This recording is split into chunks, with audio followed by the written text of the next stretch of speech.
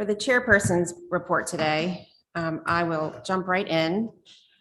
Duke couldn't be here, but pretend that you see him. We're going to start with thanking Ms. Achman. So these are Duke's words. Thank you, Duke, for putting something together. He said, "First, I want to apologize for not being able to attend this evening's Board of Education meeting.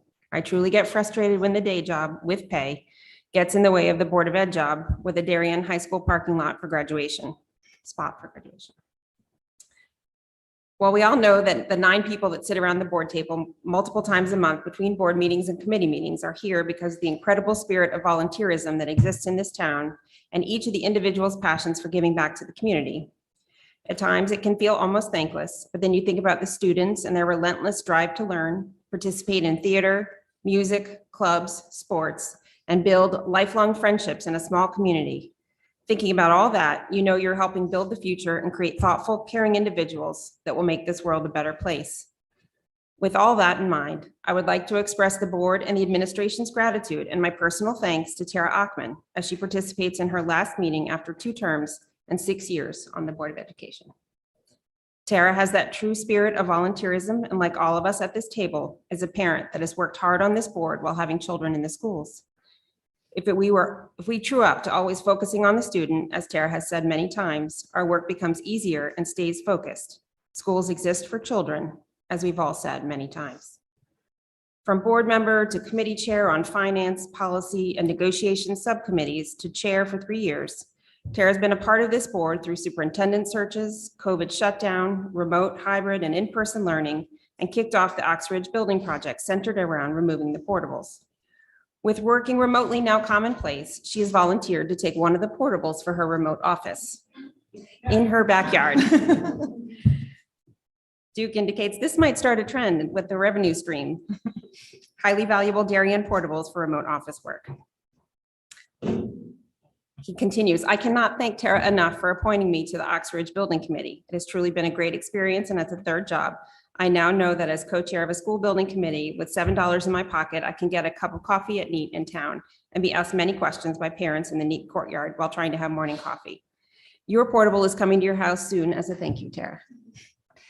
Tara, thank you for your time, energy, and passion around our students over the last 6 years and for working hard to continue the tradition of volunteerism in this town and keeping the focus on our students and our great district. Thank you. And with that, Dr. Adley has some gifts for you, a plaque and a jacket, and his parent has kindly.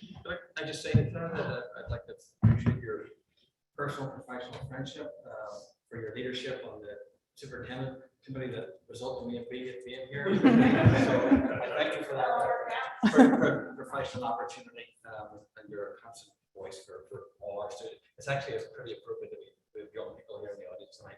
I'm thankful we have, because you've been the voice for the young people during your complete tenure. So thank you.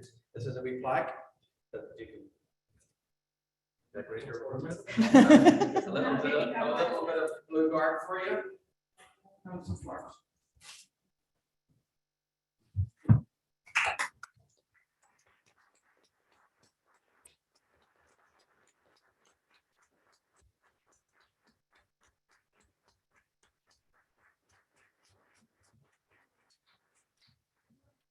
Something which is always not hard for me, but when it's about me, it is. So thank you. It has been an honor. There's been good times, bad times, hard times, but it has been a pleasure serving Darien. It has been a pleasure working on behalf of the schools and the staff and the students I love so much. And I wish you all the best. And my advice is keep students top of mind, and you will be fine as you move forward. So thank you very much.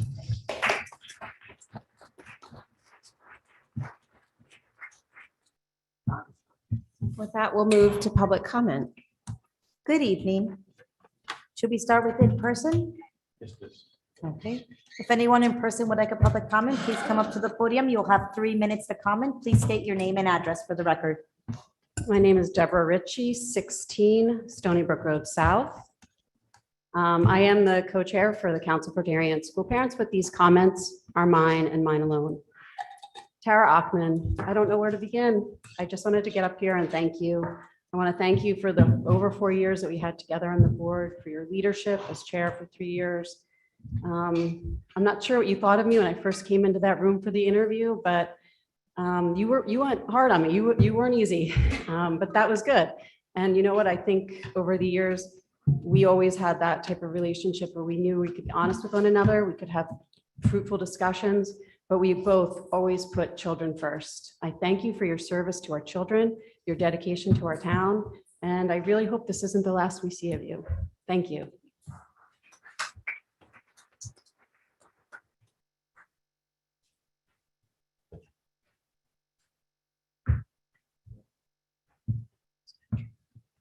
Hello, my name is Jason Rideout, and I'm a senior at Darien High School. And for 3 seasons, I've been doing track and field and cross country, or throughout 3 years.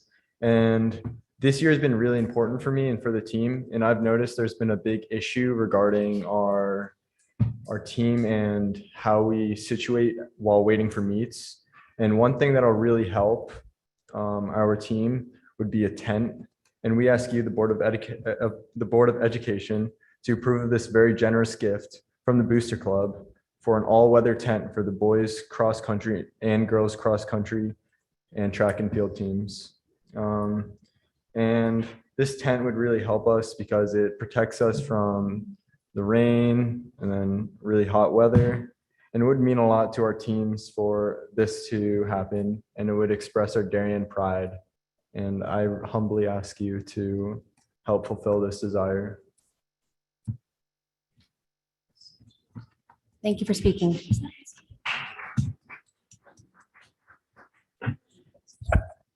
Hello, my name is Megan Watros. I live at 155 West Ave, and I'm here this evening because I have 2 children at Royal Elementary School, and I would like you to all be aware of the inappropriate material that their teacher is sharing with them. So I'm here tonight because I'm concerned about this inappropriate story that was read to my daughter's 2nd grade class. The book is titled Julian is a Mermaid, and it's a story of a little boy who is transitioning to a little girl. And I just want to remind you, my daughter is 7 years old, and this is a class of 2nd graders. So I want to be clear.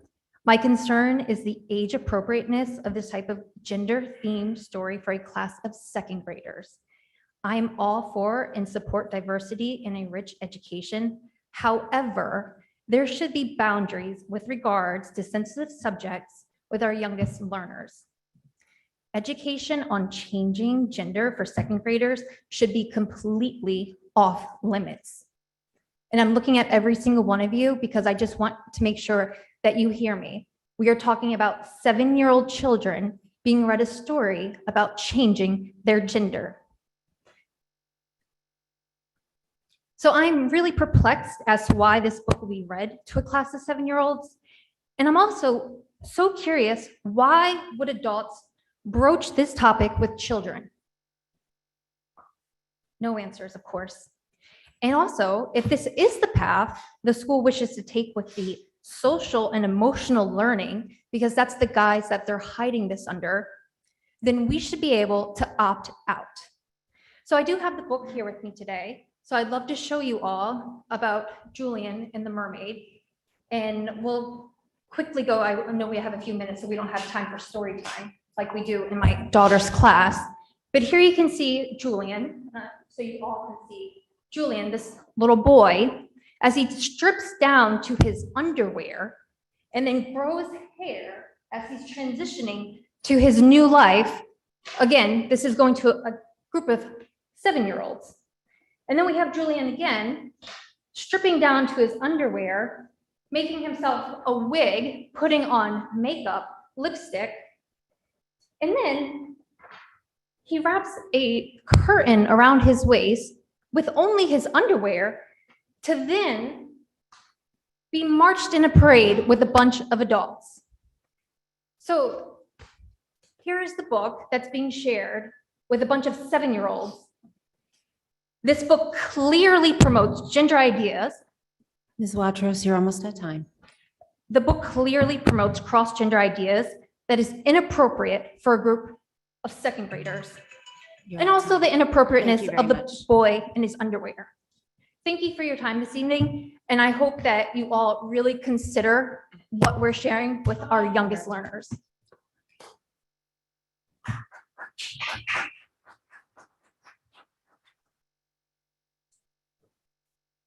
Anyone else in person? I'll start with people online. Stacy TA, you are unmuted and recognized. Good evening. My name is Stacy TA. I live at 10 Clocks Lane. My comments that I prepared tonight were something different, but I have to address the first little history lesson. The first gender neutral bathroom in Darien was in an elementary school. And actually, Ms. McCammon, you yourself helped advocate for that. My prepared comments tonight were to thank Mrs. Ockman for her service to the town. If there is one word I could use to describe Mrs. Ockman, it would be courage. Courage is the quality of being ready and willing to face negative situations. It's having the convictions to stand up and speak out for what one believes in, even when those around you stay silent and speak against you. It is standing up for those who cannot stand up for themselves. It is the mental and moral strength to persevere. There is no better word to define Mrs. Ockman. Thank you for your service to our town and our children. Miss Carolina Magui, you are unmuted and recognized.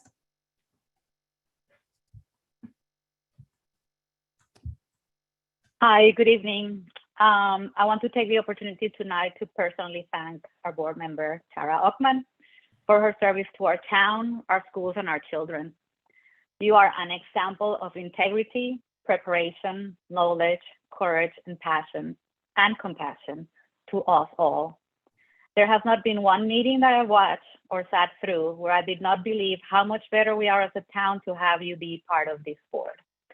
So Tara, I wish you a peaceful retirement from servicing our town, and I thank you from the bottom of my heart for everything you have done for us.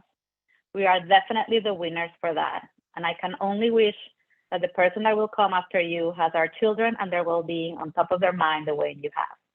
You will be deeply missed. Thank you.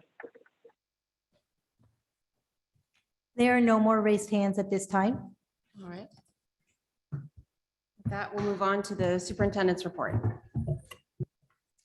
Good evening, everyone. Thank you for coming in person. Thank you to the boys for being here. I want to recognize the event that happened this past weekend on Saturday, Out of the Darkness Community Walk. That was hosted by the American Foundation of Suicide Prevention. I just want to recognize again our young people for their participation in the event, the Blue Wave Strong.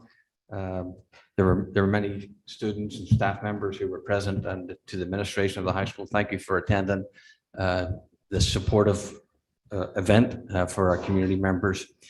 So again, just want to recognize the group of students. There were many more than the picture shows at this particular point. We do have a Superheroes in Concert Thursday, October 27th. This is DHS and the MS Middle School, 8th grade. I believe it's superheroes, and they may be in costume, or I think costumes are welcomed also if you so would like to participate. I want to recognize our elementary schools for hosting, particularly. We also went to the high school actually and middle school. We had a group of visitors from Netherlands, educators who were here to look at our gifted programming. And so we hosted them for the day. That was through Yukon Talented and Gifted NEAG School of Education. So we're again pleased to support education internationally, locally, share our learnings, and also learn from others. So they were very much impressed by the program. Just want to thank the community, the parents, for Friday's unexpected drill that we needed, and it wasn't really a drill. We went in to secure schools. Thank the police department for their constant communication throughout the morning, for their assistance throughout the day. Thank you also to the parents for your understanding and cooperation. And I would certainly understand that in those situations that you'll be looking for regular communication, and certainly those are the things that we're trying to do. So thank you for our staff who are here this evening for up and down the system for caring for our kids. To say it's unfortunate is an understatement, because these types of events are disconcerting to say the least, create anxiety for staff, for kids. And it's a sad that we live in the times that we do, but we do, and we do everything to keep our students safe. So thank you. I want to say that Dr. Mark Brackett will be here for our parents. Dr. Brackett from Yale is the founder of the Roller, I'll call it a program for want of a better term, which does support SEL. That will be open to all parents on December 6th.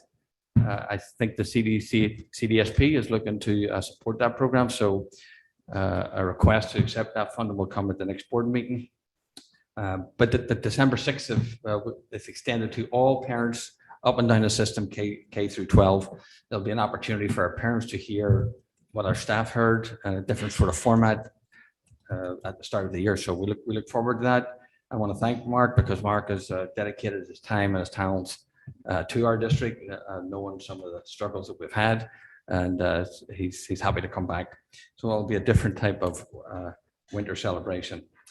CAPS Cape Convention is on November 18th and 19th. I'll send out some information. I hope we can get 1 or 2 board members to travel down to Mystic for that workshop. It's a conference that lasts Friday and into Saturday morning.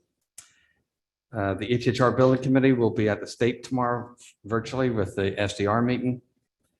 And upcoming board meetings we have a communications committee meeting on this Friday, facilities November 3rd, and curriculum November 10th. And those conclude my announcements. Thank you. Okay, next, the student representative reports. John Raskoff is out tonight, but Ms. Swahat Chakraborty, would you please report in? Yeah, so good evening. This week is especially busy at Darien High School because it is the end of Q1. So all our final grades and assessments are going in. And it's also our homecoming week. So we'll end the week with a pep rally on Friday, as well as a battle of the bands Friday evening. And we'll have an orchestra concert this Thursday, as well as a chorus concert on November 2nd. And this past weekend, or on Sunday, Darien High School hosted the trunk or treat event, which was very successful. And many of our clubs and fall sports teams participated. Names Day training has been completed, and Names Day itself will be on November 3rd. And the DHS fall production of The Tempest will be open on November 17th. Thank you very much. Okay, with that, I'll move to the approval of the minutes. May I have a motion to approve the minutes of the regular meeting held on October 11th, 2022? Ms. Worm first, Mr. Maroney seconds. All those in favor? That's unanimous. Any board committee reports? Last Thursday, the Finance Committee met. We will be reviewing one transfer that the committee recommended to pass, and just reviewed the surplus, year-to-date surplus through the last month. Thank you. Anyone else? The curriculum committee met last October 13th, and we just had a great presentation by Jacqueline Samus on the wonderful things that the art department is doing K to 12. It was lovely to see some of the work. It's fabulous what that department does. The second item on our agenda was a review of how the selection of instructional materials, from K to 12. Julie Droller talked about elementary literacy materials, and then Keith Killer from the Social Studies Department and Francis Junasco from English spoke to how they chose their instructional materials. And I encouraged parents to go back and watch our meeting. It was quite informative and informational. Thank you. Alan mentioned the HHR Building Committee will be doing SDR, which is schematic design review, with the state tomorrow. We're really excited to be at that point. When we were last here with you, we were looking at the schematic design here. We have made some adaptations to the final design for Curtis based on some of the feedback we got from the neighbors. So we're looking at relocating the parking and just trying to make sure that we minimize the visual impact. That is still being tweaked as we speak. And we did sign off on the MAP design that you saw, the additional due diligence returned with the same design.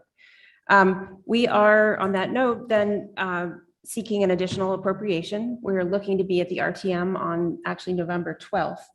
So our next meeting is tomorrow night. We will be voting on the cost tomorrow night. And again, those two items that we're seeking additional appropriations for are the 3 roof projects from Hinley Homes and Royal in preparation for the installation of photovoltaic panels and the additional construction work at the Curtis property. Okay.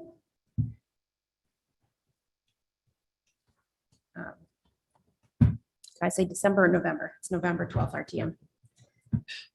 Okay, presentations and discussions. A presentation of student distribution class size reports for the high school and Middlesex. That's Mr. Rivero and Dr. Dahlstrom.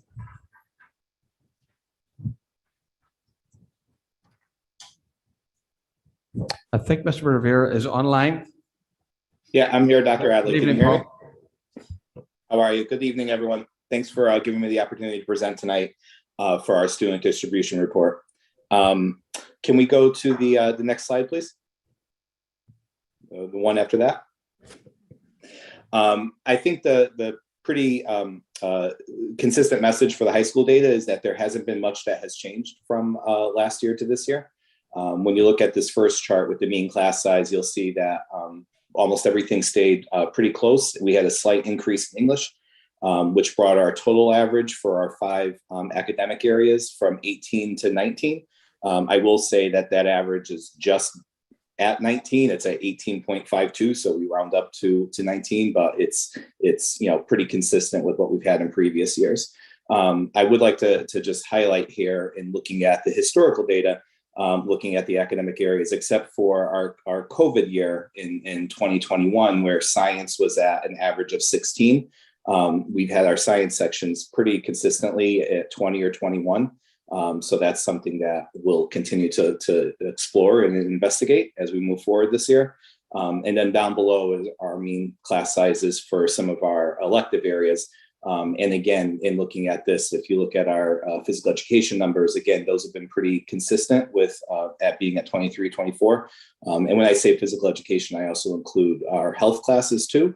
Those are the average class sizes for there. Many of these classes are above 24 at 28, 29, or even 30. So that's another area that we'll continue to kind of look at and explore moving forward. Next slide, please, Michelle. This next chart just reviews the average student load that each of our teachers have in their particular subject areas. So again, not a drastic change from year to year and fairly consistent. Next, Michelle. This has our overall distribution of class sizes below 16, 16 to 20, and above 20. So again, I want to make note of the COVID year of 20 to 21. And then what we find this year is starting to become more aligned with what I think we've seen historically. Next, Michelle. This is the number of classes that are below 10. So that number is pretty, again, consistent from last year. Now, many of these classes are support classes. So these are the lab classes that we offer in particular subject areas like math. In some instances, these are classes that have, we try to continue the sequencing for a class. So like a culminating AP class, let's say AP Spanish Lit, we want to make sure that we still run that, even though it might be a lower class size number. So we have also some classes in there that it's more of the culmination of the sequence of classes that we run that end up being a little bit low. But that's predominantly the classes that are represented here with the under 10. Next slide, please. And here is the distribution for our classes of 25 or more. This year, we only have 1 so far. It's in our science department. We have 1 neuroscience class at 25. We obviously didn't start it that way, but with students leveling down from classes and making schedule changes, sometimes we have to adjust, and through approval of the department, sometimes we do go over that number of 24, which is what we try to cap our science classes at. So we have that 1 class at 25. And then the last slide, Michelle, is our counselor load. So as you can see, it's been fairly consistent, and in comparing ourselves to other high schools in the DIRG, again, it's very consistent with what our average counselor load is for other high schools too when you compare ourselves. And that's the end of the high school data. So I'll turn it over to Carolyn now for the middle school data. Hi, everyone. I'm Caitlin O'Keefe. I'm the assistant principal at Middlesex. It's my first board meeting. Very excited. You can go ahead and move to the next slide. Okay, so right here we have our average class sizes. They're similar to previous years, same trend as the high school, given the number of students and staff. You can see it's been fairly consistent over the past few years. You can move to- yep. So this slide accounts for our large and small classes at MMS. So world language, we do have a less than 10 to accommodate 2 students who are currently taking Spanish 3. We have a math section with less than 10, and that's the result of some student movement after their placement exams and students moving up a level, which is exciting. We love that. We have 3 music sections that are at less than 10. These are our ME sections, mostly due to the fact that it's held in one room in the building, and the max capacity for that room is 21, which makes scheduling a little bit challenging. So that's why we have 3 of those. We have 1 English section that is more than 24, and that's the result of a student enrolling late and needing services, and that was the only class that would fit into their schedule. We also have 2 music sections that are more than 24, and that's our 8th grade band and 8th grade chorus section. These sections are limited due to scheduling, and this is comparable to previous years at MMS.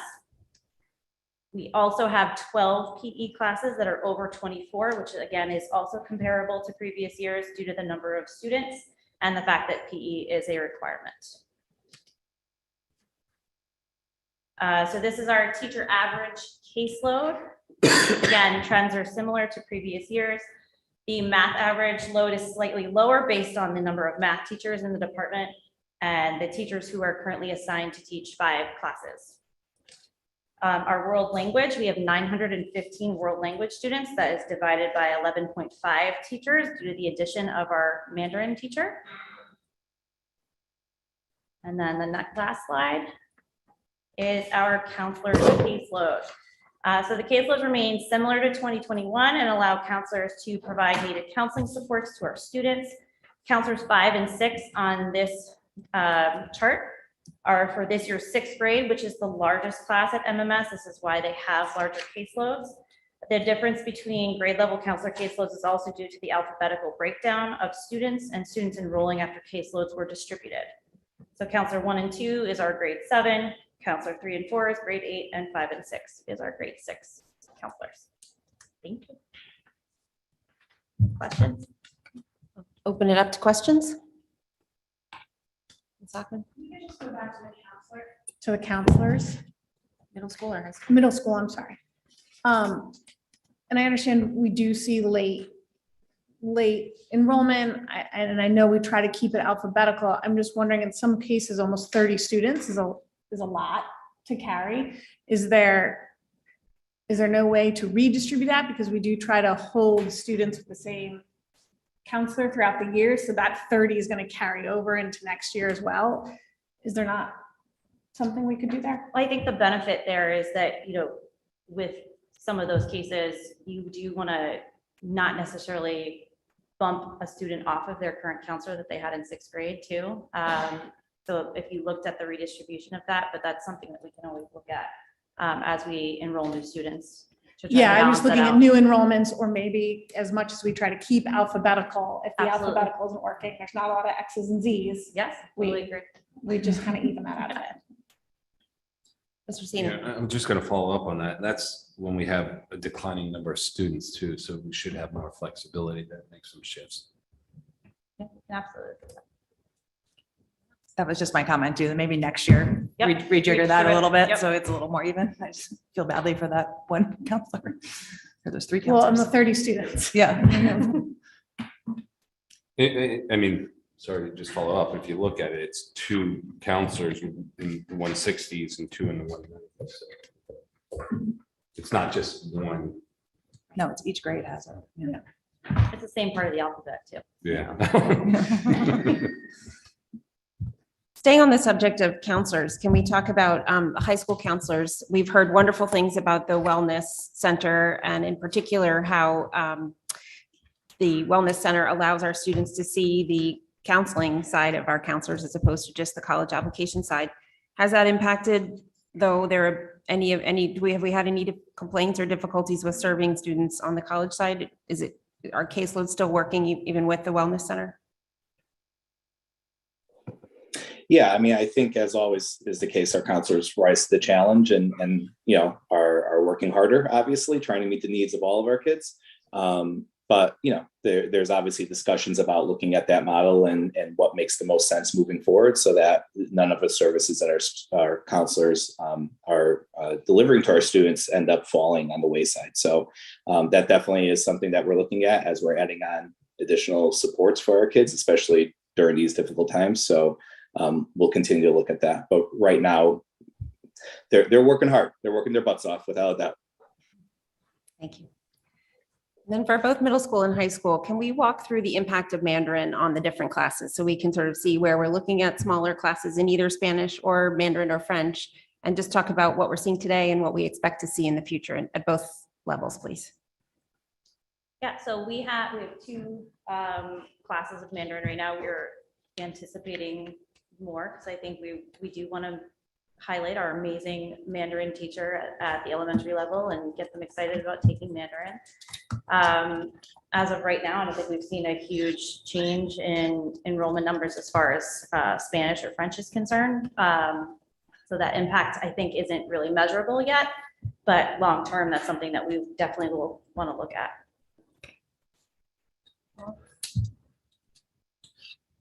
Paul, do you have anything for? I mean, again, from the high school standpoint, we're going to be similar to what was saying from Middlesex. We're going to take a look to see if those students follow through and continue taking that, and we'll have to make adjustmts as we go forward if the enrollment does change. But I know Christina works, very closely with that transition from 8th to 9th grade and with those recommendations that the 8th grade teachers will make. So we'll keep looking at it and see if there is any adjustments that we have to do. But right now, things are pretty good. And pretty steady. And again, some of those lower numbers that you see in the report when it comes to world language, it's more of the culminating grades. So, this is our first year that we have our AP Spanish Lit. So we have a small core of kids that are doing that. We have an upper level French class and an upper level Mandarin class that are also a little bit low. So I anticipate that those will start to fill in the next couple of years as more and more kids continue with the program. Anything else? Okay.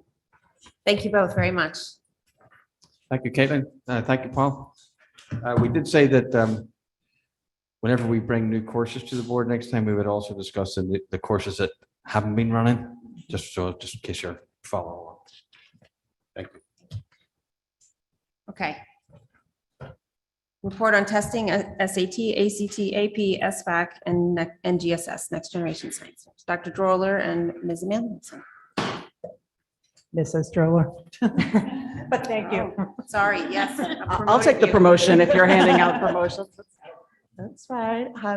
Good evening. It's so nice to be back in person. I think it's been a couple of years since I got to see everybody's faces. I'm Megan Emanuelson. I'm the very proud director of guidance for grades 6 through 12, and I'm joined by Mrs. Dr. Droller, Julie Droller, who is our director of elementary education. Julie and I are very pleased to have the opportunity to share the results of our district-wide testing from the 2021-22 school year. We're so proud of our talented students, our committed faculty, and our supportive school leaders. Our students once again delivered impressive results, certainly a reflection of the hard work of both students and staff.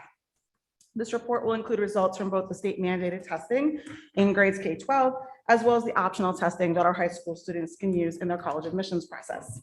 We'll first present the data in two parts. First, we'll share the results of the state mandated testing, and then I'll have the pleasure of sharing all the high school admissions testing. So I'm going to turn it over to Julie for the K-8 report. Thank you, Megan. So as you know, these are the assessments that we'll be discussing this evening.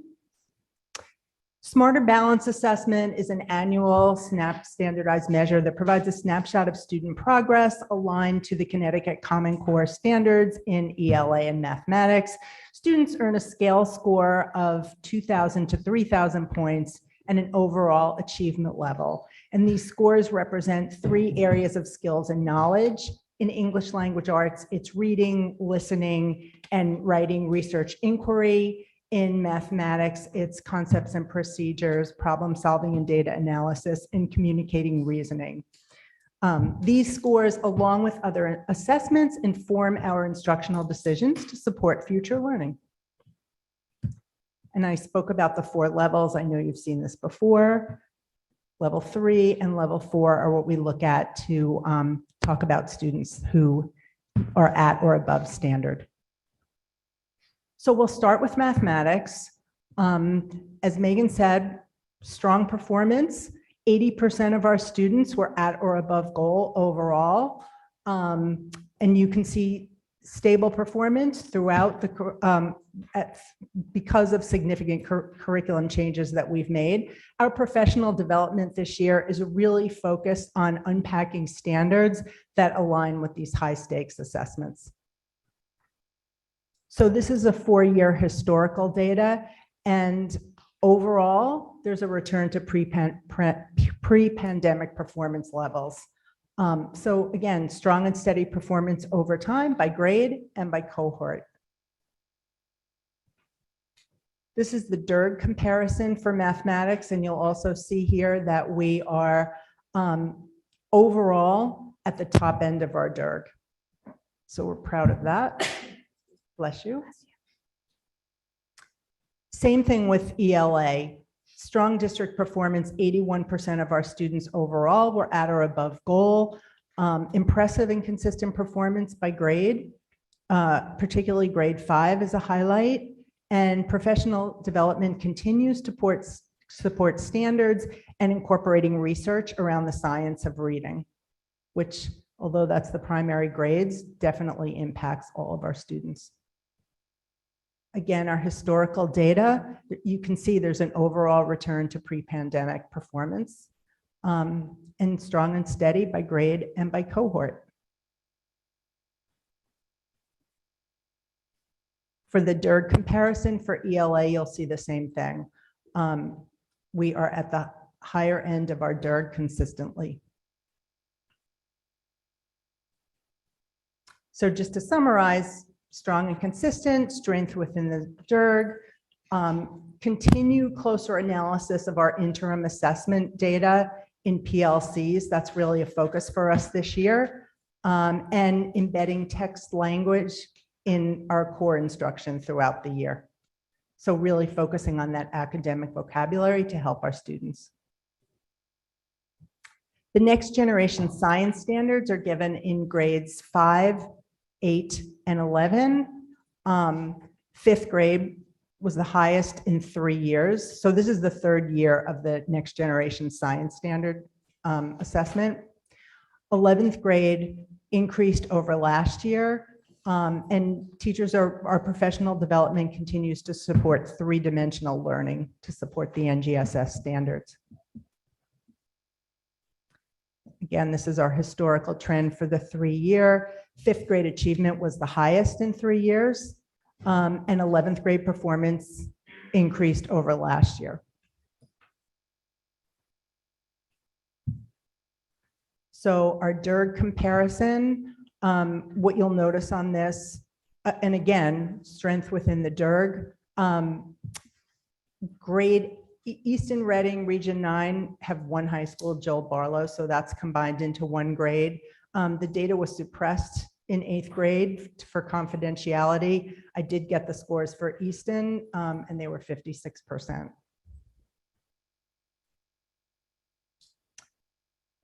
So I summarized some of the highlights. We are continuing to analyze data to identify strengths and areas of growth that inform our instruction and curriculum. We're embedding the NGSS interim assessments into instruction and assessment. There are some more interim assessments that teachers are using this year. In Middlesex, the teachers have incorporated these interim assessments into their professional development and evaluation plans, goal plans. And we are continuing to look at and revise curricular units to support the integration of 3-dimensional learning, particularly at the secondary level. And as I said before, professional development in 3-dimensional learning. I don't know if you want to pause now for any questions before we go on. Start with middle school, I think, yeah. ahead. Okay. So I noticed that that eighth grade class seems to be, when you look at the scores, LA, math, science, they're not doing as well as the others. Those are kids that are now, COVID hit when they were in sixth grade. Now they're freshmen. Are we looking at them and making sure they are getting the support they need? I would say that we are absolutely looking at that data. And eighth grade, historically, there is always a dip in eighth grade. I was speaking to Dr. Dahlstrom about that actually today. But yes, we are looking at our data and looking at how the kids are doing. Just to follow up on that, you always, I think you said typically see a dip in eighth grade. Do you have any color on why that's occurring? I mean, you also look across the Durg and it seems like a lower That average is also. typical, and you probably heard, the news reports about the NAEP testing, that eighth grade performance was low.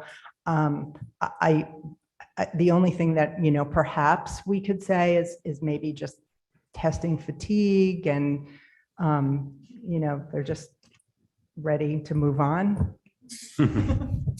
The other thing that happens with eighth grade, especially in math, because we have so many students that are accelerating at least one grade level by the time they've hit eighth grade, is they're actually not focusing on eighth grade standards in eighth grade. So one part is, okay, so they did that last year. Why don't they know it if they did it last year?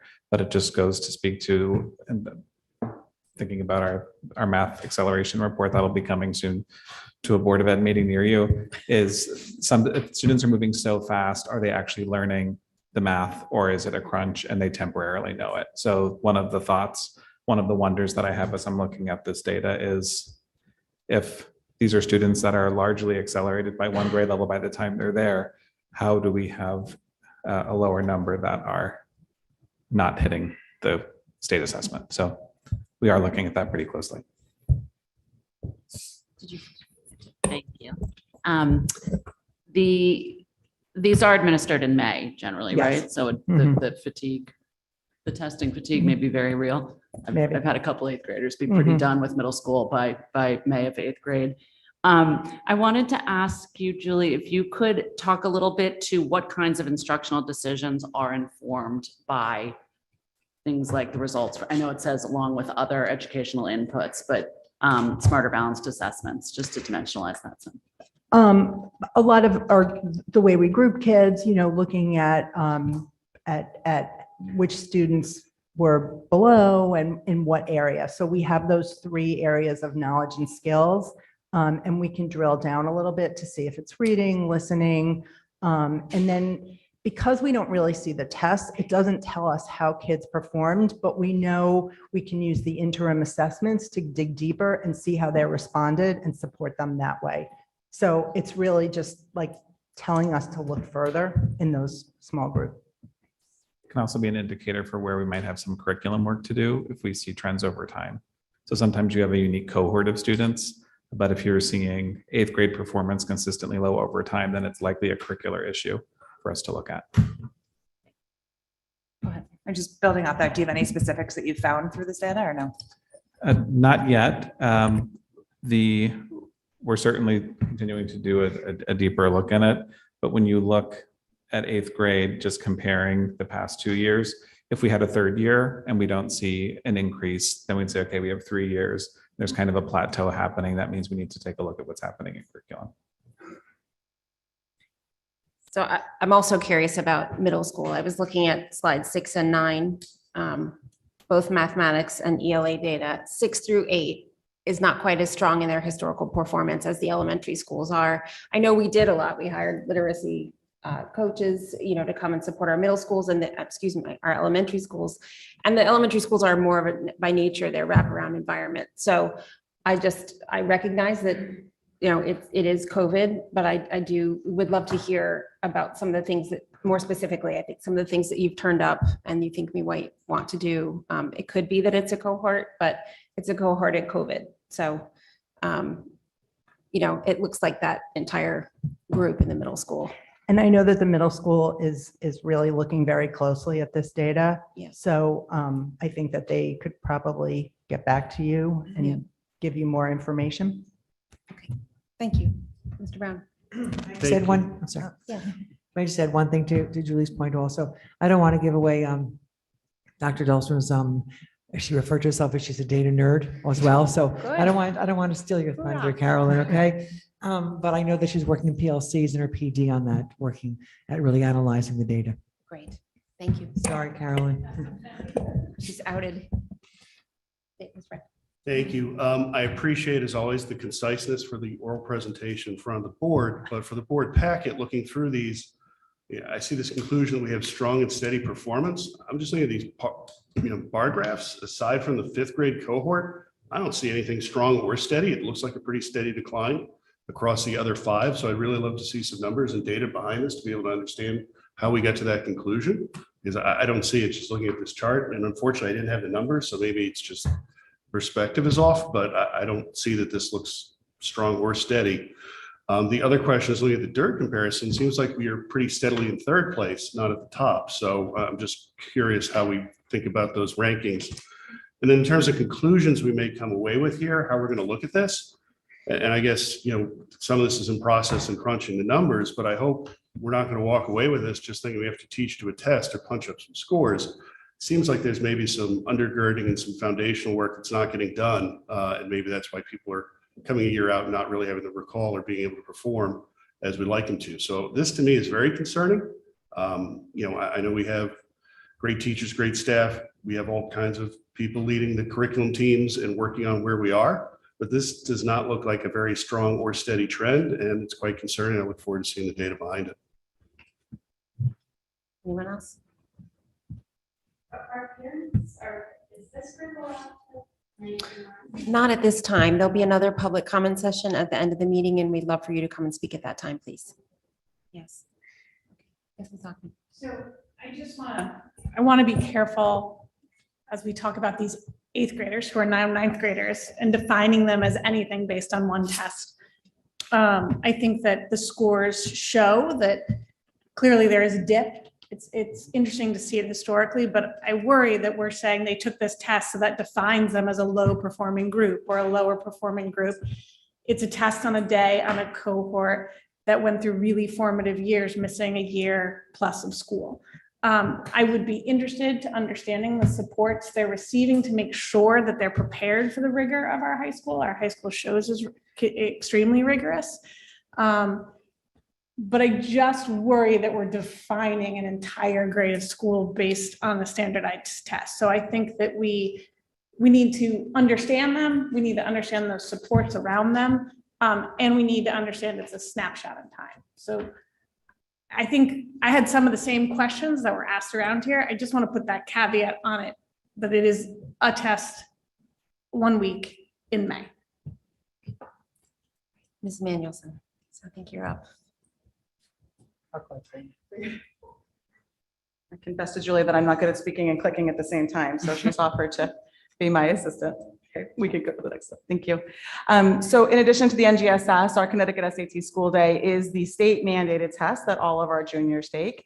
And then some of the optional tests that students have the opportunity to take at the high school level are the SAT and ACTs, which generally take place on Saturdays, and then our AP exams, which are offered in May. Next slide, please. So as we start going into the high school data, we're going to be discussing Connecticut SAT School Day, National, and ACT and SAT, and our AP. I do want to make a note that we're going to be discussing 2 different sets of SAT data, and I want to clarify that from the beginning, because it's 2 different cohorts of kids. And so we'll be reviewing the Connecticut SAT School Day data, which are our current seniors, and then the SAT national data is actually our class of 2022 that just graduated. And so we'll review both of those, but you really can't compare them. They're 2 different cohorts of kids. So next slide, please. So this is the Connecticut SAT school. Connecticut SAT School Day was given in March of 2022. The test assesses English and math. It is a usable score for college admissions. This past year, the test was administered digitally for the first time. About 97% of our juniors took the test, and our scores remain strong and well above the Durgan state average. Nearly 90% met or exceeded the College Board benchmarks in ELA, and almost 83% met or exceeded in math.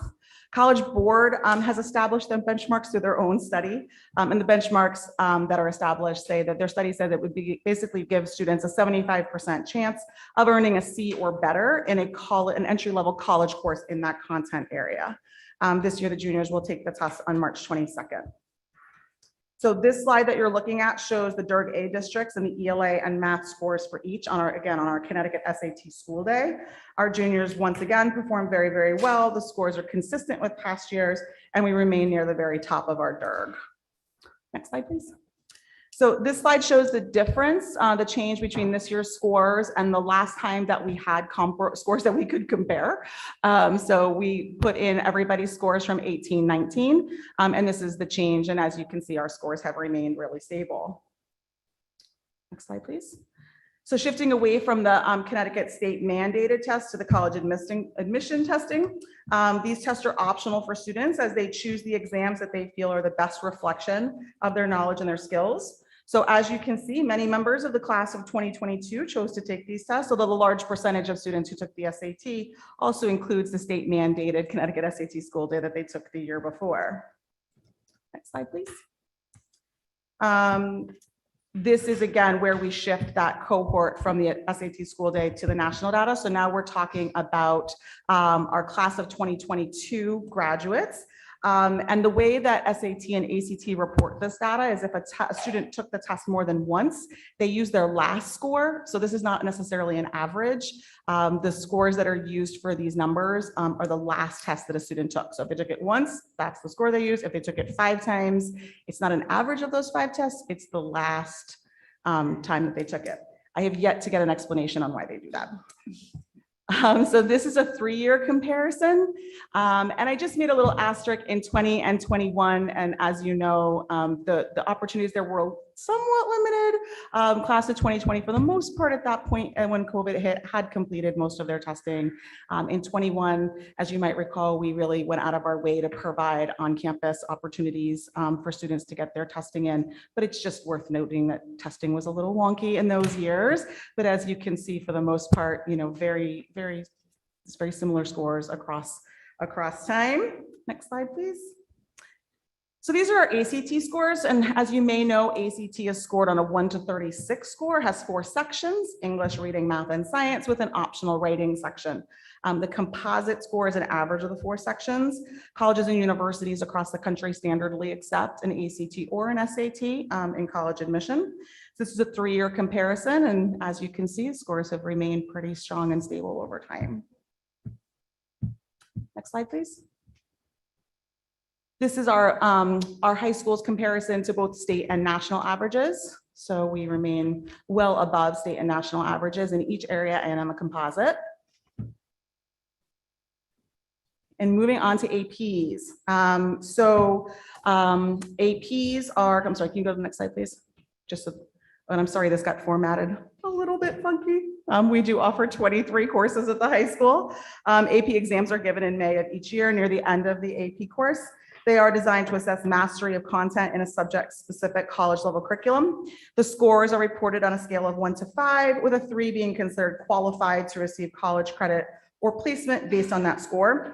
Most of these exams are 2 to 3 hours in length. This past year, we were all paper pencil after having a little bit of a combination of digital exams in the previous year. So last year was all paper pencil. We also had students self-study for several additional exams and for courses that we do not offer. These included AP Chinese, AP Psychology, and AP Physics 1, which is algebra-based. Students do not need to be enrolled in an AP course to take an exam. A number of colleges have moved away from granting actual credit for AP scores, and sometimes they're using them for placement. But the great news is that Connecticut State has passed a law a few years ago that any public university in Connecticut will award credit for a 3 or better. So that's a nice opportunity for our kids. Next slide, please. This is our 5-year comparison.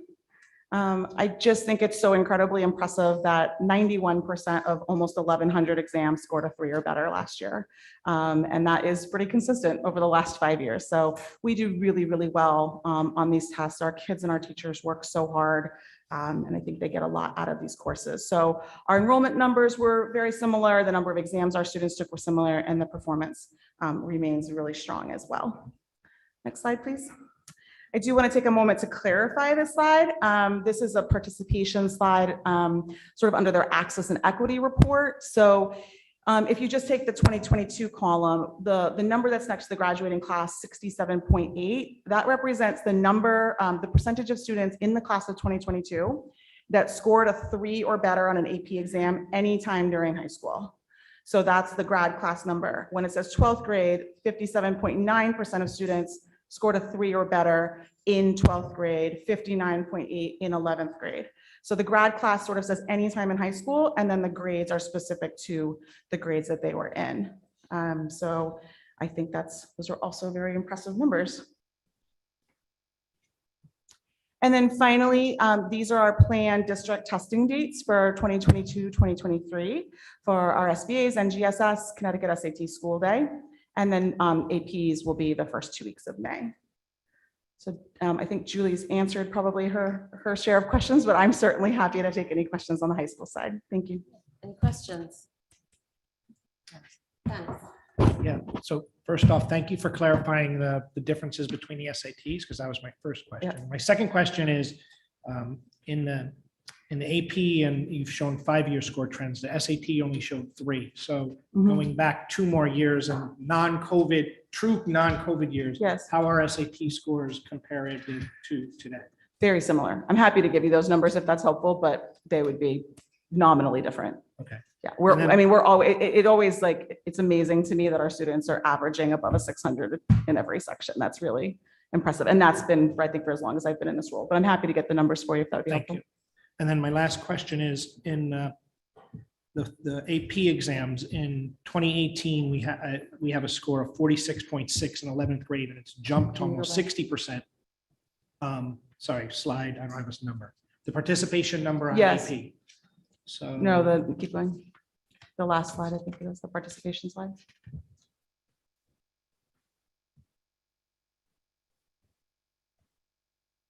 Yeah, this slide. So I think it's tremendous accomplishment to go from 46% of students who have a 3 or better to almost 60% in 11th grade. Is that due to taking more options and having AP Lang, and people are taking these in 11th grade and there's more options, or are we doing a better job of teaching 11th graders, or what? I'm sorry, you're looking from 10th to 11th? I'm looking at 2018, it's 46.6. Yes. And in 2022, we're at 60 or 59.8. Correct? Yes. So in 2018, only 45% or 46, Yes. and now we're at 60. Yes, I have not done a deep dive on that. We did add a couple of courses that would be, as part of the reason the 10th grade is so low is there's very few courses that sophomores have access to. So there were, I could go back, we have added a couple of courses that I can think of in that time that 11th graders would have access to. But I haven't done a deep dive on the 11th grade data from 2018 to Because 2022. it's Yeah. 46 to then 55, now to Yep. 60. So I don't know if it's just a. Yeah, and then it's or- interesting because the senior data is similar. Mhm. Dennis, I think you're absolutely right. AP Lit and Lang. Yeah, I think. 100%. Yeah. I have a question.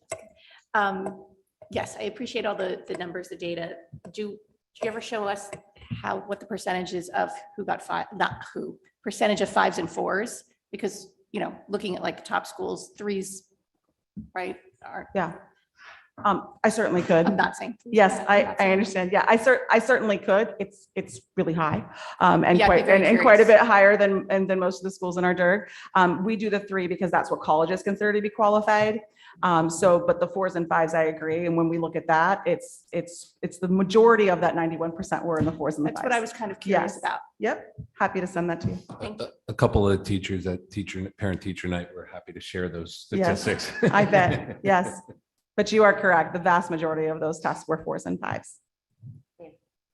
Since we're getting a little geeky here on data, Chris, slightly. We're getting a outside of little, I'm this- sorry, you said what? What did you say? We're I getting. said, since we're getting a little geeky on the data. Oh, here, geeky. I I'm not a data nerd like Dr. Dahlstrom, so just. The thought here, which wouldn't be in this presentation, but Yes. just thinking out loud, do we do any sort of similar aggregation we'll be seeing in terms of GPA and performance, or we could map actual, class grades versus where we are in the testing? And if you don't have it now, that's fine. I know we're going to have more on this to come. I just know if that's something we could see, it'd be kind of interesting as I'm thinking. It's not how we use GPA and how we've historically looked at GPA. that would be a big change. Okay, just a broad aggregated by grade sort of trend line. Or maybe there's distributions there, or we have curves that, I don't know. Yeah, I can take a look. Okay, thanks, Chris. It has been tried up in Simsbury area and so on, a particular model like that. There's a model that exists to replicate if we needed to do that, but I'm not so sure at the end of the day that the productivity of it, but there is a model that we could replicate. I was just going to ask, wouldn't you find that kind of analysis useful without? I'm not saying, our scores are traditionally so high that it's a matter of what are we learning from it? What would the return be? There's also scores that the College Board gives called AP Potential that shows the number of students that could be successful if they took an AP course. But when we have as many taking them, the return there isn't something that we've had to do, but we certainly can. Got it. Okay, thank you. So one of the reasons that we have not always looked at that correlation is that the GPA is owned by us. And the AP scores, while we take AP courses, there's been like a long history of outside tutoring. Now you could argue there's tutoring, as I have, around GPAs for years as well. But that has been a conversation before, that there are actually preparatory classes for SATs, ACTs, AP classes that might not correlate or may skew the correlation between GPA and AP. I don't know whether we want to look at it differently. I'm not putting a value judgment on it, but that has been a conversation before, the prep that goes into specific testing versus the day-to-day classroom. Although arguably there's a fair amount of prep that goes into that too. So I'll just add one of the subgroups of the equity team. They are looking closely at SAT performance over time and trying to look at the profiles of what is the makeup of students who score at certain levels. But again, we're skewed in a way that it's hard to get to the story of the why. So, and the only thing I would add to that is we're still living in a majority test optional world. And I think a large reason is because even the colleges are discovering that that's not necessarily predictive of success in college, which is why they're not choosing to return post-COVID to standardized testing. And so as we start to make correlations and relationships, like even the colleges are moving away from making those correlations in terms of success. So I would just add that we're still in a vast majority test optional world as well, which has been a really nice opportunity for our kids because, you know, as Ms. Ockman said, it's one day, it's one test. And so it's nice that a lot of colleges are giving opportunity to kids to not be defined by that one number. Any other questions, Sarah? I have a quick question. So the Connecticut SAT day is mandated by the state, yes, for juniors? Correct. But 96.7% took it. So what happened to the 3.3? So there were some kids that were sick. To be honest, there were some kids that are ACT test takers or knew they wouldn't be submitted test scores, or it was an anxiety provoking event. And I chose not to drag them into school. State doesn't Well, mandate so that we will strongly always encourage a makeup over a few days. And so we were able to capture a few students through makeup testing. And so we were really happy to hit our state mandate of 95%, but we'll always have a couple of percentages for a variety of reasons that don't take the test. Hitting the 95% is important because when schools get their school performance index, you get full credit if you have 95% hit that threshold. And I think getting 95% of 16-year-olds to do anything is like, I was doing a jig that day. It was super proud day for me. Do we have a percentage of kids who also take alternative assessments? Yeah. Anything else? I'd just like to thank you, and I'd also thank the board for your thoughtful questions tonight. I think what data does, and one of the things that data does is let you ask more questions. And I find your questions and your comments insightful. Actually, I find them more helpful than the Secretary of State Education comments that said it was appalling and unacceptable. The NAEP scores in just 4th through 8th in Connecticut and the nation dropped. I just find that an unfortunate statement to make, given what everybody has been living through, what educators have been living through, what children have been living through. But I certainly appreciate our board's questions tonight. Thank you. Thank you all. With that, we'll move to discussion and possible action on proposed Middlesex and Darien High School field trips. Dr. Tranberg, Dr. Dahlstrom, Ms. Dunn, and Ms. Mauricio.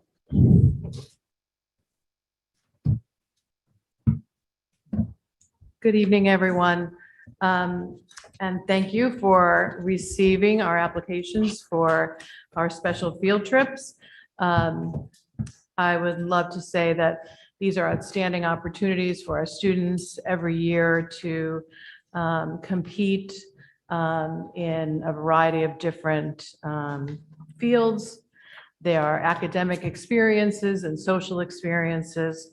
And I want to say a special thank you to our advisors who take weekends and weeks away from their families to be with our students to participate in these great opportunities. We're proud of them, not only for the competition side of this, but for how beautifully they represent Darien High School and our community.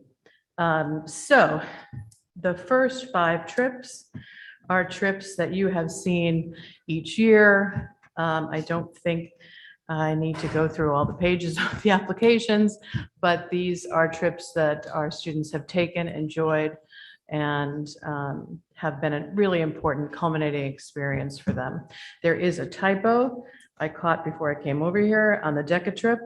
It is not from April 22nd to the 28th. That would be a long 3 days. It's actually to the 26th. If there aren't any questions on those, I will introduce Colleen and Christina. Colleen is introducing a slightly new trip, which is the jazz band trip to Philadelphia. And Christina is here to talk about some slight changes to the proposal you've already approved for the Italy trip, which will take place in July. Colleen? Thank you. Hello, thank you. So I already presented the main trips that the music department is taking. So it's a travel year for orchestra and chorus officially. However, John Grauer and the jazz band discovered that they would be highly qualified to perform at or compete in a national festival this year based on the quality of their program and the interest of the students in this particular cohort. So we found festival in Philadelphia that the students and Jonathan would like to perform in. And so we'd like to take that opportunity to do so. The good news is it's no time out of school. It's simply a Saturday and Sunday in Philadelphia with a performance. And then they would have an opportunity to actually perform right outside of Independence Hall and do some touring. So we thought it would be a nice opportunity for the jazz band, first of all, to perform and perform well and hopefully come away with some sort of recognition for their performance, but also to have some additional time together as a mostly senior cohort in jazz band. Any questions about the jazz trip? Okay, thank you. Hi, I'm Christina Mauricio, for those of you who don't know me. I am just requesting approval for changes to the Italy Leadership Summit in the summer, so students aren't going to be missing any school days. As you know from my previous presentations, the dates are in July, after the first week of July, but they are tentative pending final travel arrangements being made.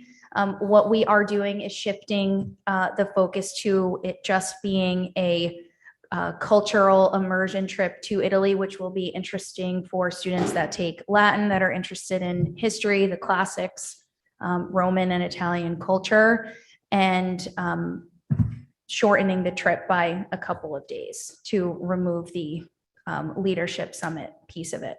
The number of students will also vary because the enrollment for the trip will be open until February for this trip.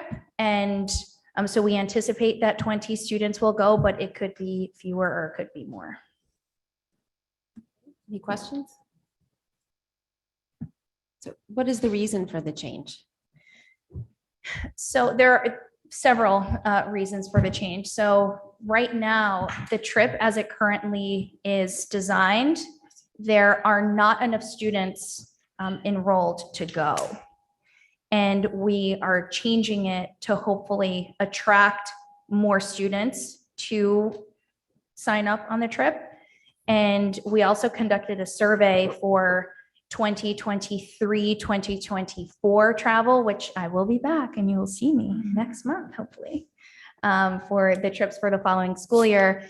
And on that survey, there was a question about a question with several types of answers. Does your family want to travel in the summer? Is your family interested in leadership summits? Are you interested in a trip to Italy that is just an Italy trip? Are you interested in a trip to Italy that has a leadership summit component?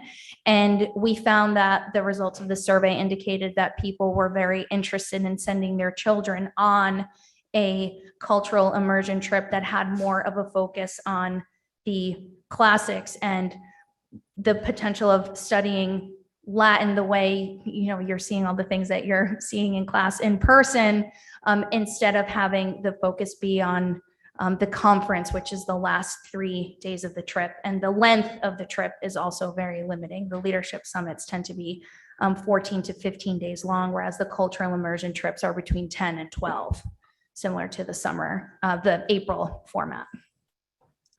Thank you for your responsiveness. Anything else? Okay. With that. We have one middle school. Oh, sorry. That's okay. Sorry. That's okay. The trip that I'm presenting for Middlesex is the Nationals for Quiz Bowl in May for our Quiz Bowl to travel to Chicago to compete.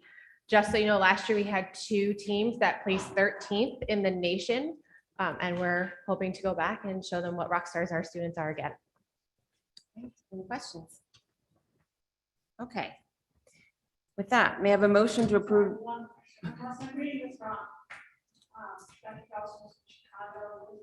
I'm sorry. I think those are those are only the high school ones. Yes, so ours is Chicago. Different. Yes. Middle school goes to Chicago, yep.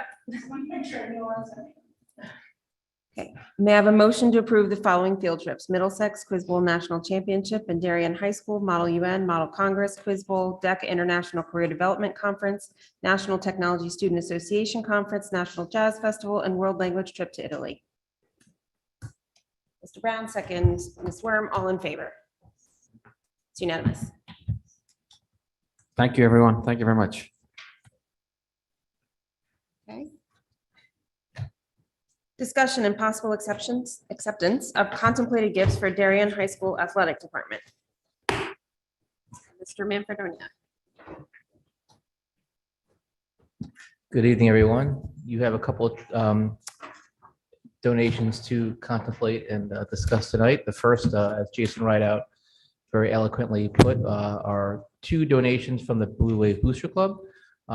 They are to provide tents for both the boys and girls cross-country team, to have them for both home and away meets, keep them out of the elements, rain, sun. It's also acts as an identifier where the teams will be meeting when they travel for big events such as the FCAC competition. So I ask you to consider and approve the tents for the Blue Wave Booster Club for the boys and girls cross-country teams. Take them as a batch. So, but any questions about it first? Ms. Beth? Thank you. I couldn't read on the, it says boys cross country, weather tent and something, team. I think it's a team bag. I think the bag comes along with the tent. Got it. Thank you. Can this tent also be used by the boys and girls track and field teams? Yeah, as they well? could use by any team, any season, but it'll identify as boys and girls cross country on the tent. But it's not exclusive to that. Nope. Perfect. All right. Next donation, please. Yeah, the next donation is the annual approved donation that you've seen before for the football team.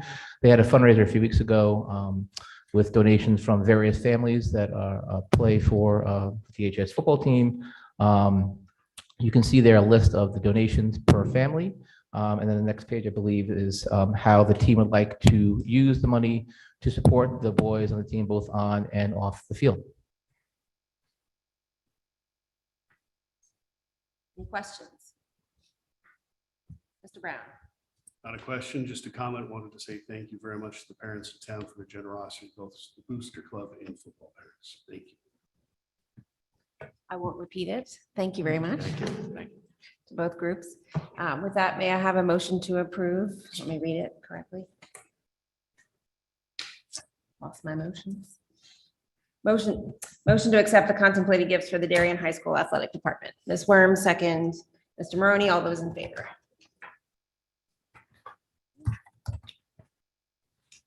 All right. Update on implementation of the district's strategic plan, board goals, and diversity, equity, and inclusion. So the board may recall, thank you, Chris. The board may recall that we decided to collapse this presentation into one, where it would be the board, the strategic goals, the board goals, and diversity, equity, and inclusion. Since the diversity, equity, and inclusion is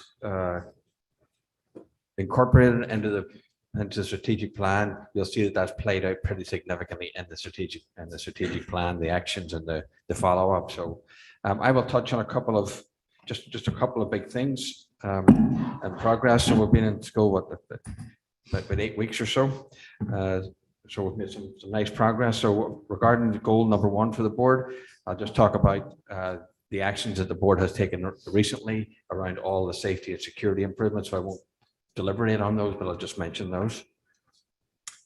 Support system to address mental health and wellness. Again, the board has had updates from the high school, middle school. I'll have an update. The next agenda item is another update on that matter. We've also taken action for a director of mental health. Those interviews, both for those and the security officers, we're lining those up at this particular point, ready for the interview process.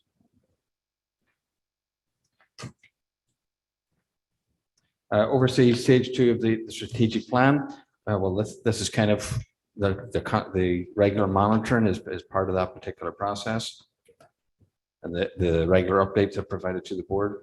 The budget itself also will be aligned to the strategic plan. Communications, the communications committee has got up and running. So that was one of the big steps to take place. Various updates include dedicated websites for school security, mental health, and DEI work. I'll stop at the board. I'll stop there for the board, unless you've got any questions. Otherwise, I'll just move right to the strategic plan. Any questions on the board goals? Alan, do we have a date on when we'll get updated on the KERMA? The KERMA will be coming to meet with the administration on November 2nd. So after, I'll have to find out what's the outcome of that meeting, because there is feedback that we need to give them too. So they will be meeting November 2nd with all our administration. Thereafter, we'll schedule something with the board. Okay, thank you. So then enhancing the teaching and learning for the strategic plan, the big takeaway here is the teaching and learning principles that have been drafted and are going to be reviewed by the PDAC committee. That's one of the biggest takeaways on that we've made towards goal 1. Goal 2 on DEI, we've had 2 meetings thus far. The MARC bracket also to support the wellness and the updates to the websites regarding DEI work. Development balance definition of the portrait of a graduate. I want to just thank, I think Alan's still here, or is she not? She just, well, in her absence, I want to thank her for her and her staff for her leadership through the NIAS visitation, because that went extremely well. But we're also building curricular competencies around the portrait of a graduate attributes. And we're also developing right now language on the elementary language to actually support the development of these attributes and characteristics through K through 12. Expanding the professional capacity of the staff. One I haven't mentioned there, which I think it's worth mentioning, the board may not want to mention it as a progress, it's a contract negotiations. I know that they're still under discussion, but the whole the negotiation process is an opportunity to support the professional capacity of the staff. I haven't mentioned it there because it hasn't been completed yet, ratified yet, approved for the board yet. And then development, enhancing communication systems. Again, some of this is a wee bit redundant, but to some degree, that may not be surprising because there is some redundancy between board goals, strategic plans, and so on and so forth. So the development of communication, again, that committee is one of the major biggest developments that have taken place, and some improvements to the website.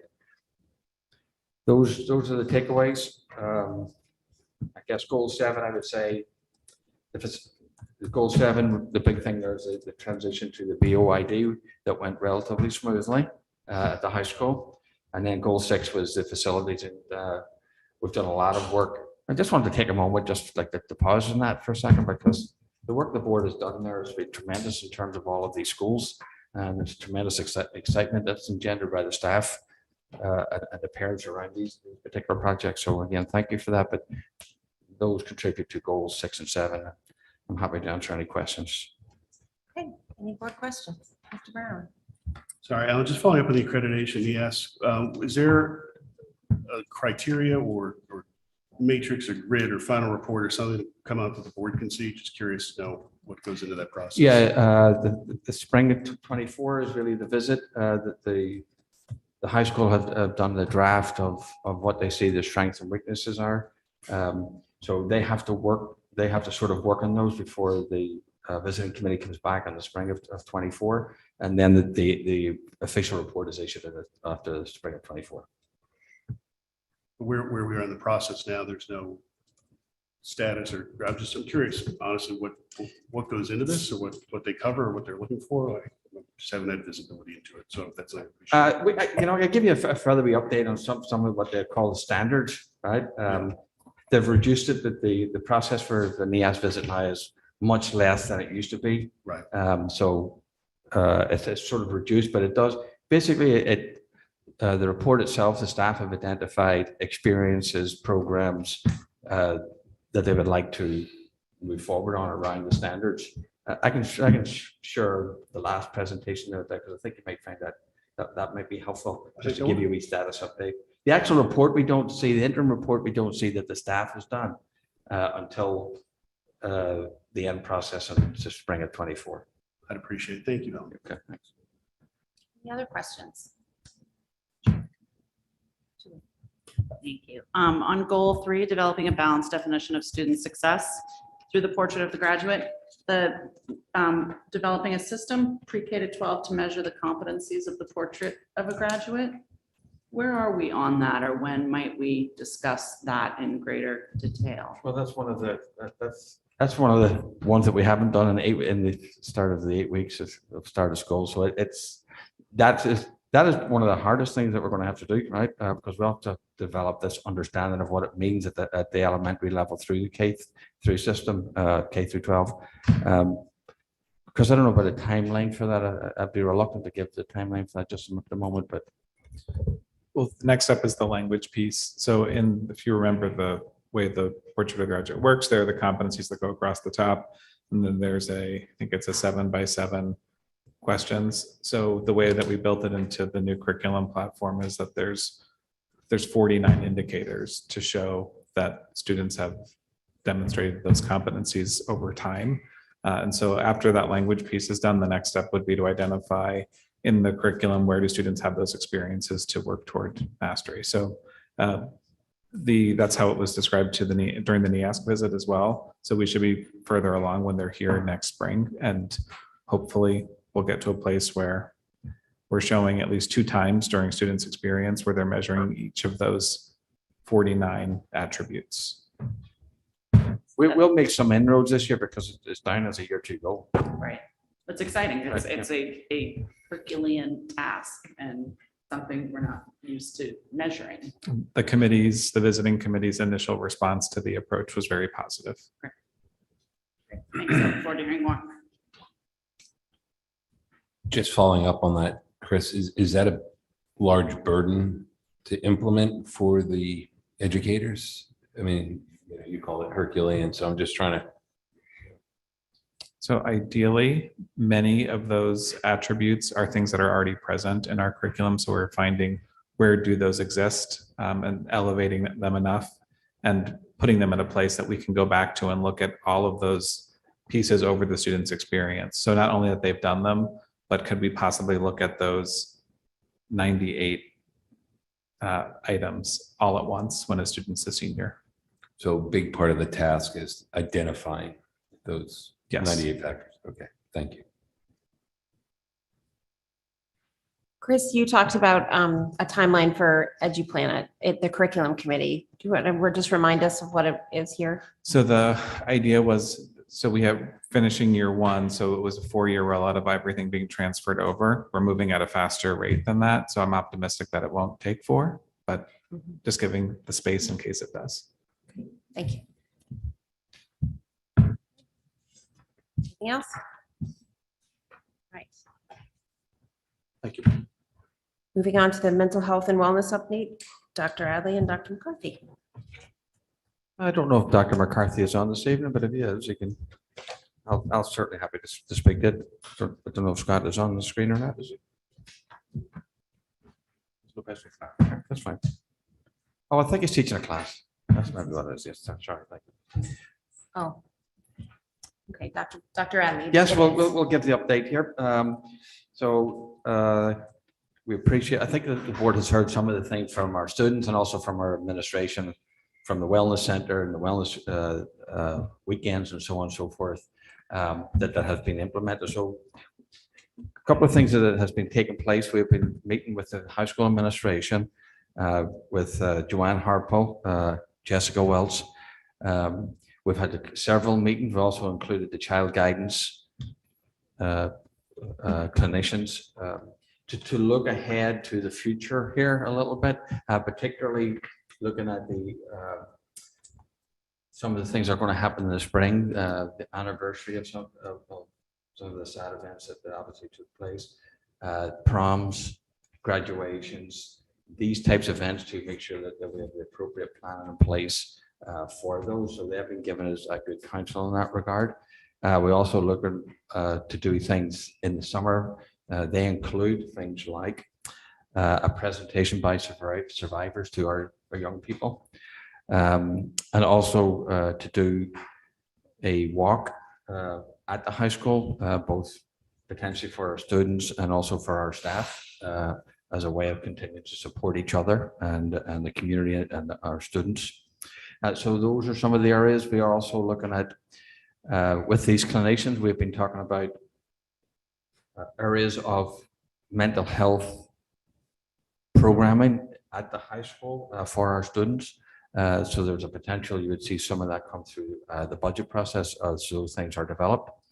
Obviously, with the Director of Mental Health, we're very appreciative of that position. We have a couple of people who will be interviewing, so we're excited about those, and we'll get that up and running in the next week or two at the latest, because the application process has been open and running since then. So we continue to work with the town. As no later than this morning, Dr. Mark Brackett will come and do the evening for our parents. That's tangentially tied to mental health.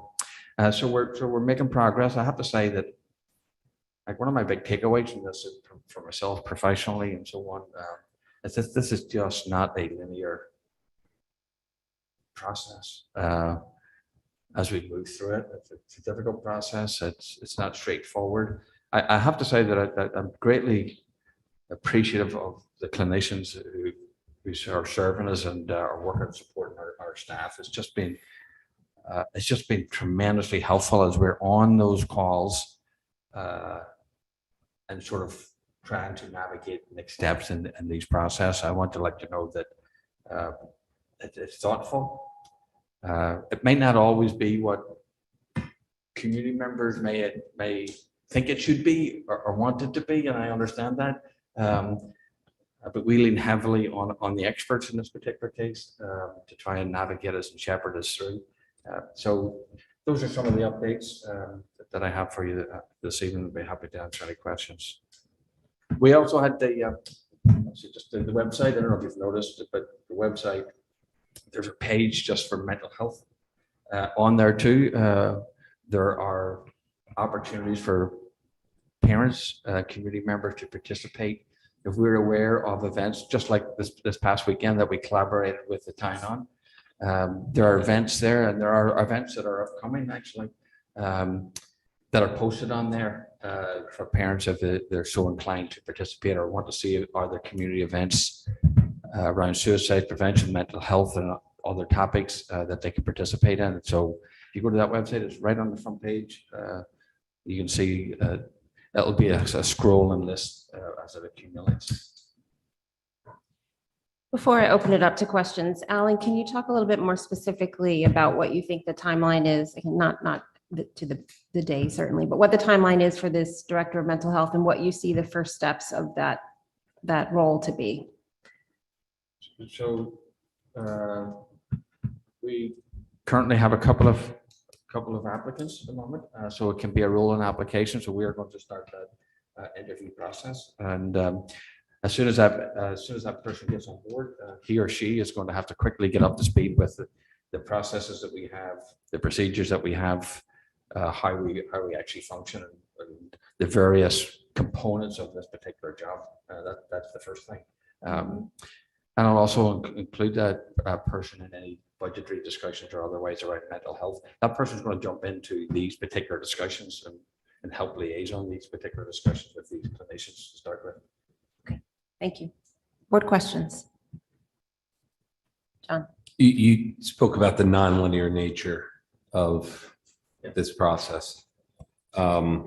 We've talked a lot about postvention and addressing the acute needs and not moving too fast and making changes because it can impact different individuals in different ways. But where are we on that kind of journey, if you will, from postvention to prevention? And it seems like they're overlapping, if you will, or That's a fair. I think that's a fair thing to say, Mr. Shinny, that they would overlap. We had the summer in between these, which was, for better or worse, we bit of discontinuity in that regard for students. I think that all of our students, not all of our students are at the same place.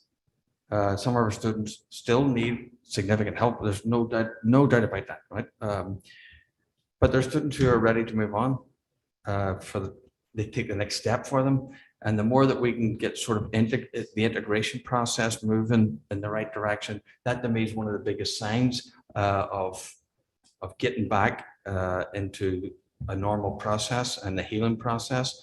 That to me was one of the takeaways, that it may not be all the things you're doing, but are the students getting back to some normalcy to some degree, right, in their routines and so on and so forth. And I can see that, right, and I think the high school can see that. I'm actually a bit curious if Shauna could see that or not, in terms of how I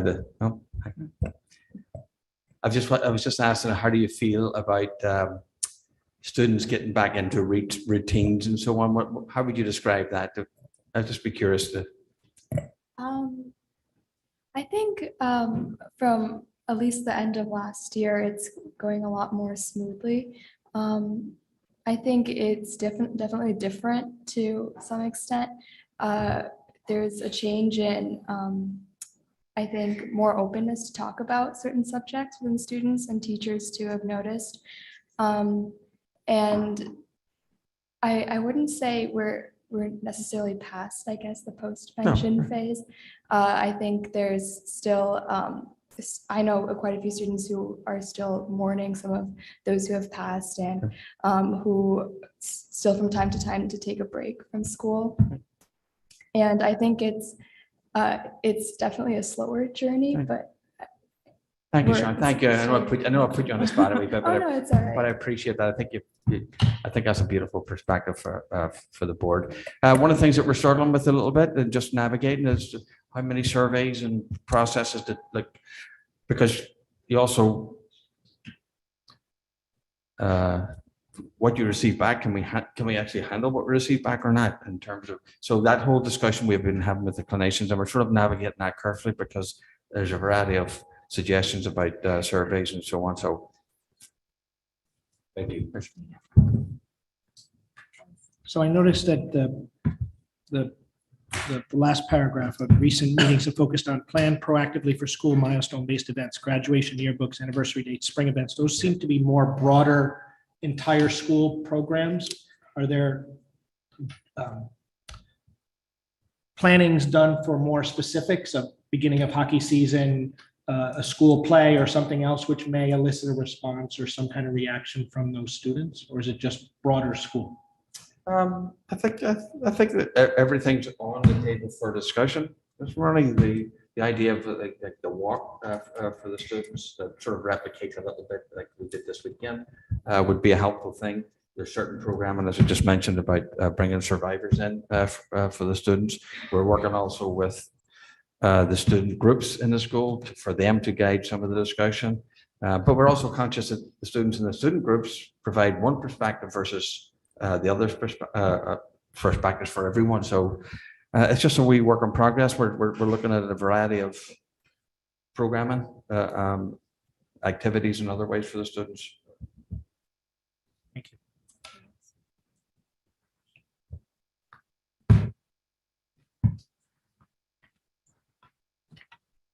Thank you very much, Dr. Henry. Discussion on September 2022, 2023 financial report and possible action on proposed budget transfers. Mr. Richard Rudolph.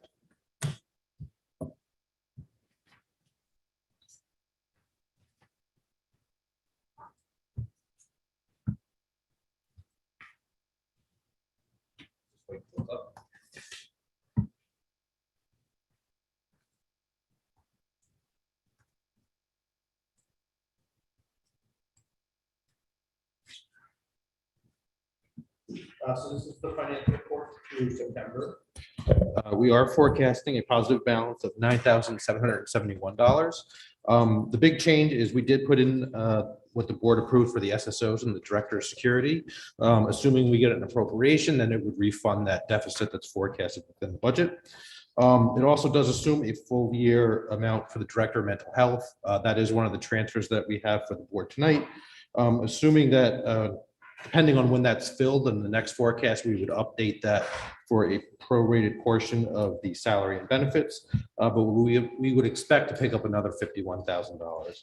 All told, the general education RCs are a positive 182,000 and the special education RCs are forecasted at a deficit of 172,000, which is primarily due to the excess cost reimbursement cap. Salaries are forecasted at a positive 138,767.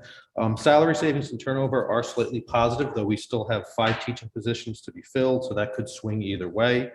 We are still carrying 3 lower enrolled elementary sections for savings of $195,000. The new custodial and maintenance salary schedule is saving $51,000 this year, and then we have the director of mental health, which is forecasted at a deficit of $147,000. And then the SSOs and director of security forecasted at a prorated deficit of $235,000. The operating accounts are forecasted at a slight negative balance of $22,320.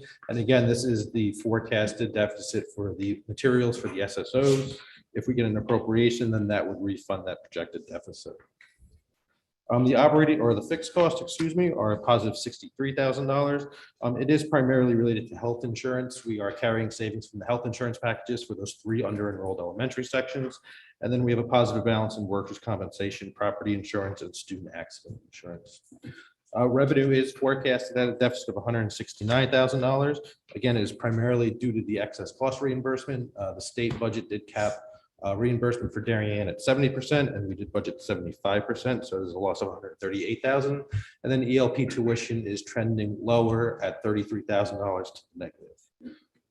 We do have 1 transfer for Board of Ed consideration and approval, and that is to fund the director of mental health. So it is $147,000 in salary, and then fringe benefits of $2,000 and $24,000 for health insurance.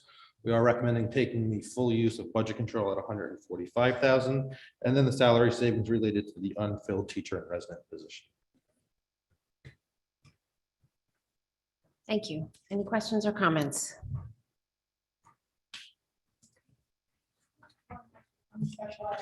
The budgeted deficit or current deficit of $120,000 is the excess cost cap. The cap is counter expense, so that's actually our expense. That's correct. Correct. So the less revenue you get, it's like having an overage in a budget. So that is a portion of it, and then it's the ELP tuition revenue. So if we don't collect all the revenue we expect, that's essentially an expense to the budget. But that's okay, I mean, they're required services, it's not due to a cap, it's actual. actual expenses look? So the forecast right now is based on the projection of what we were going to spend based on the budget. Obviously, when we file on December 1st, will be based on current year expenditures plus the projection from December 1st through June 30th. So it will change once we file on December 1st, but right now it is based on projection of spend. Same motion. Rich, given that we're about to go and ask for an appropriation that is pretty close to the surplus that we have, what would happen if that appropriation were turned down? Would that number still be around $10,000 or would it be more in the short term? So we would expect to pick up a little bit with the director of mental health since it hasn't been filled. So that would probably be about another 40. So you'd be looking at 50. It is only October, so there's still a lot of unknowns. I did mention we have 5 teacher positions that have yet to be filled. So whether they come in higher or lower could swing it either positive or negative. If you have a bad winter, your snow removal and overtime costs could go negative. If you have a really good winter, it could go really positive. So it really depends on all those factors. If you were to make that decision right now, you'd probably be at that, $50,000 threshold. Thank you. Anything else? Okay. That, we have a motion to approve the September 2022 budget transfers. Mr. Sini, second, and Mr. Maroney, all in favor? Okay, that's Sini, Best, Hoffman, Brown, Maroney, McCammon, Parent, all opposed. Worm.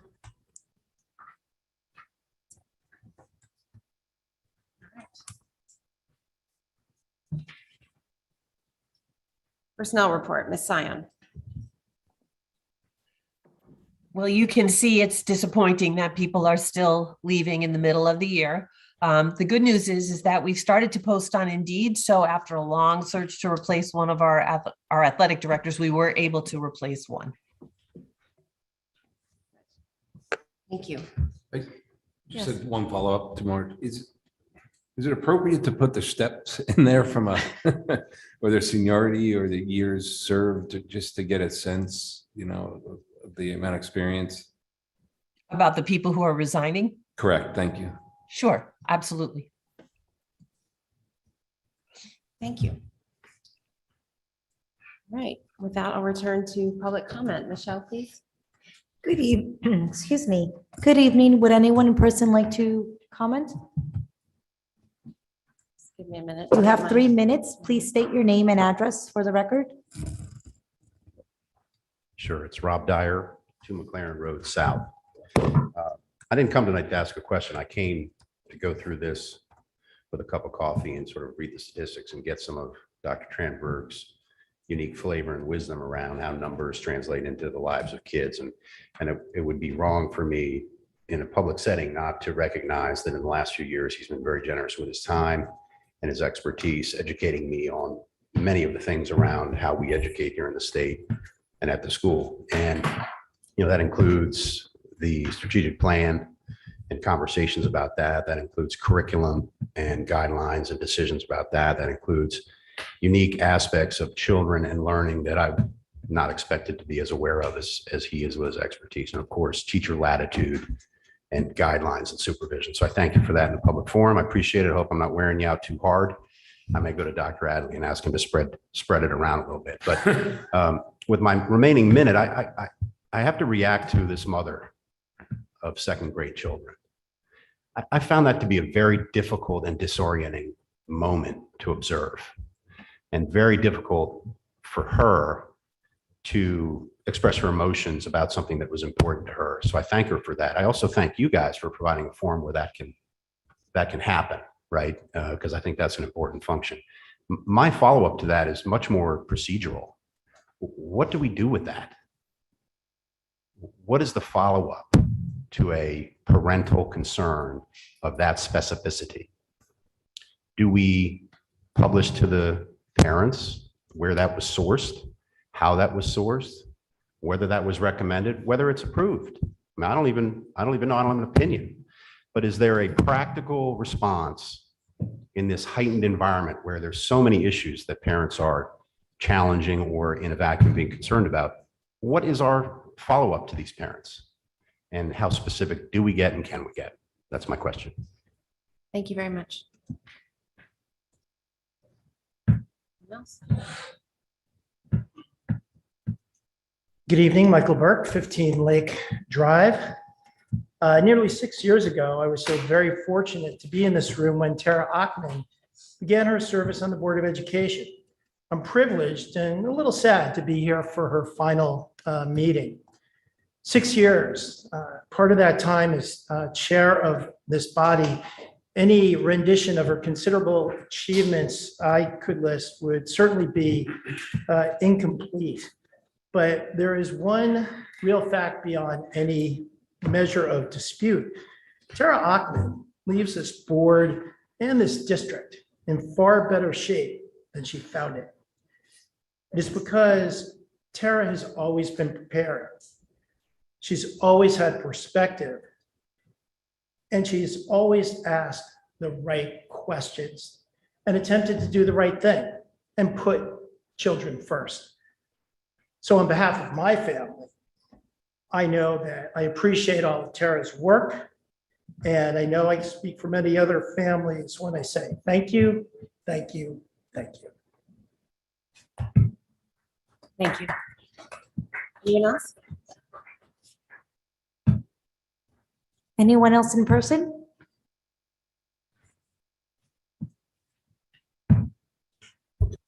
Hello, my name is Pam Roberts, 17 Edgerton. I wasn't prepared to speak tonight. I was coming because my son's a captain on the cross-country team, and he wanted to, support his team. I was really proud of all of them for doing so. So I have a senior who's graduating this year, but I also have a second grader who was in that class. And I felt in the Royal class that the other mom spoke about tonight. I wasn't prepared to talk tonight, but I really appreciate your questions because I think I want to know more because we didn't know anything before that book was read. And I would like to be informed and I would like better options for opting out. And we have asked those questions and we've been told no. Opting out is not an option. So I would like a lot of follow-up there, and I'll be coming back to these meetings. I had one in middle school last year, and we had an opt-out from a letter we got, and we opted out. But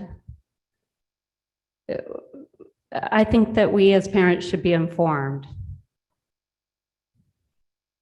With the social emotional learning and the DEI, yeah, I'll be back. I'll be listening. And thank you for your questions. I guess that's it. Thank you. Anyone else in person? I'll move over to Zoom. Miss Armel Jacobs, you are unmuted and recognized.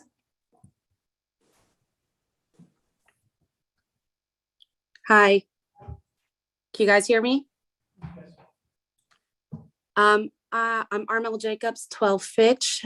Sorry I couldn't come to the first round. It was bedtime routine, but Tara, I want to thank you for your many years of service, not just for the time, but the energy and the sharpness and the verve you put into it that you bring to this space. I think Mike was dead on. There are many times where I'm like writing down a question and before I've even finished it, you are already giving voice to that thought, to that sharp question. So I want to thank you for everything that you have done, all the time you put in, but also just the energy and the attitude and the sharpness that you put into it. So thank you so much for all of that. I wouldn't be me if I didn't also make a comment on this Julian is a Mermaid book. And it is Julian. It is about a Hispanic boy who is running errands with his abuela, and he sees drag queens on the subway and mistakes them for mermaids. They go home while she's in the bathroom. He whips up into an outfit and she comes out and he says, I'm a mermaid. And what the book is actually about is that moment, the moment where is his abuela going to shut him down, going to spurn him, or what is she going to do? And what she does is she says, come on, let's go. And she takes him to the parade. Okay, the book is about affirming. The book is about being seen and being loved. It is not, and I will say this very clearly, it is not a book about transitioning. There is not a 7-year-old on the planet that would read that book and be like, give me the puberty blockers. There's nothing in there about transitioning. It is about having the social, emotional wherewithal to accept someone and be kind when they put out a bid for affection. That is what that book is about. And I, for one, I'm glad that it's being taught as part of the SEL curriculum because, reading this book, it's not going to harm the 7-year-old. That's not the person who's being harmed. It's the older kids. The kids who are in high school, in middle school, who are questioning, who are gender fluid, or who are full-on trans, or who love someone who is full-on trans, they watch these meetings too. I know because they've told me, okay? They watch them and then they walk away being like, this is not really a safe place for my friend. And I'm glad that they're teaching this in 2nd grade. So by the time my kid gets up to that point, there are people in that person's Almost class that time. who have the social emotional wherewithal to be kind. That's what I have to say. And thank you. Thank you very much. There are no more raised hands at this time. With that, we have a motion to adjourn. Mr. Sini, second by Mrs. Austin. All in favor?